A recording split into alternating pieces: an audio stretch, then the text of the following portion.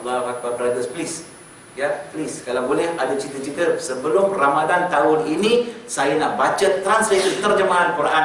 Terjemahan saya tak apa, baca. Ya, daripada awal sampai akhir. At least I know what is in this book.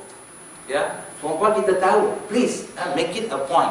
Ya, baca Quran is very, very important. Ya, kita pun tahu dalam kubur seorang-seorang ini akan jadi teman setia kita. Kita tahu. Ya, tapi alangkah malang sekali kita baca Quran, kita pun tak erti apa kita baca.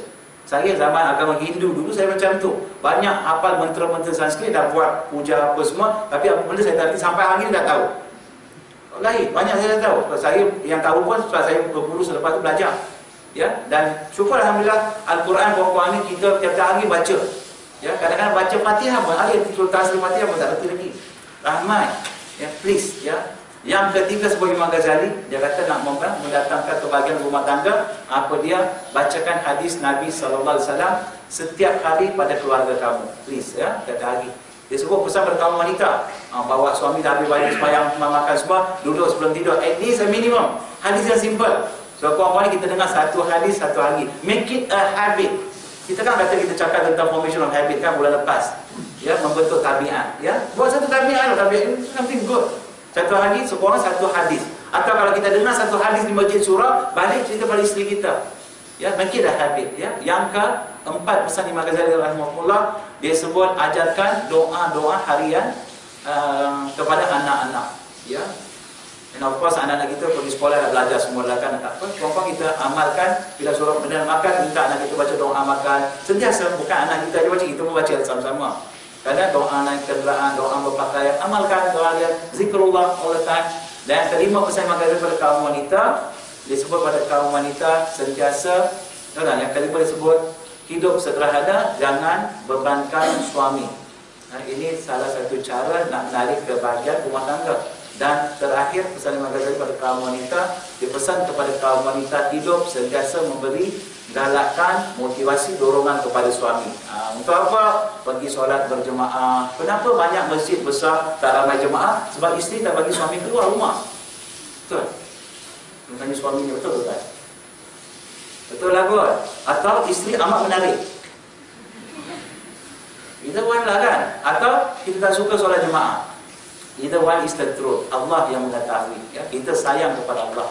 Kalau saya tanya di sini, saya pasti angkat tangan siapa yang sayang kepada Allah.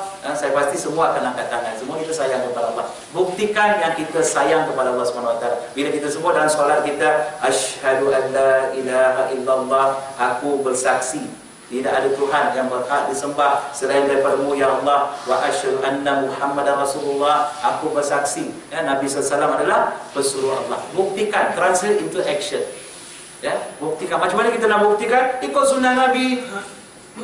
Ikut cara Nabi ajarkan kepada kita.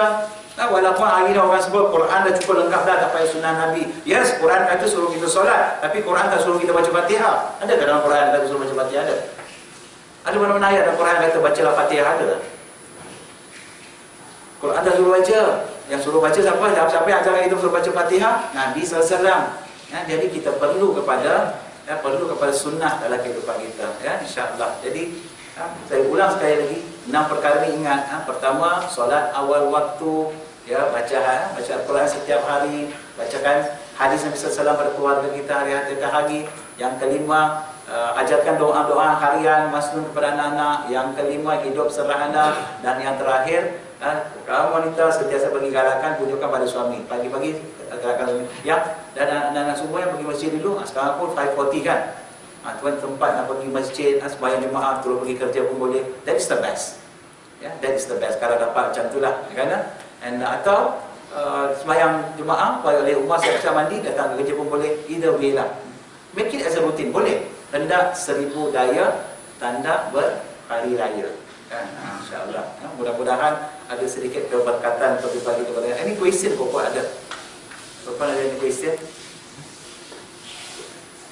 It's okay, Mr. Marks, I think ada question apa, insyaAllah. InsyaAllah panjang umur, murah rezeki. Kita akan berjumpa bulan depan dalam tazkirah biasa, peruncit biasa takaful ini dengan tajuk Fardu Ain, Fardu Kifayah dan matlamat kita, ya.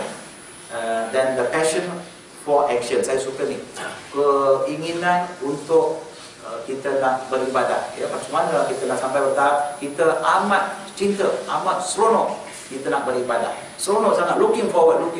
InsyaAllah ya. Kita akan bincang bulan depan, dan juga bagaimana kita nak ada fokus dan disiplin dalam apa yang kita lakukan. InsyaAllah panjang umur rezeki, kita akan jumpa bulan depan. Saya ingin wabillahi taufiq wal hidayah. Assalamualaikum warahmatullahi wabarakatuh.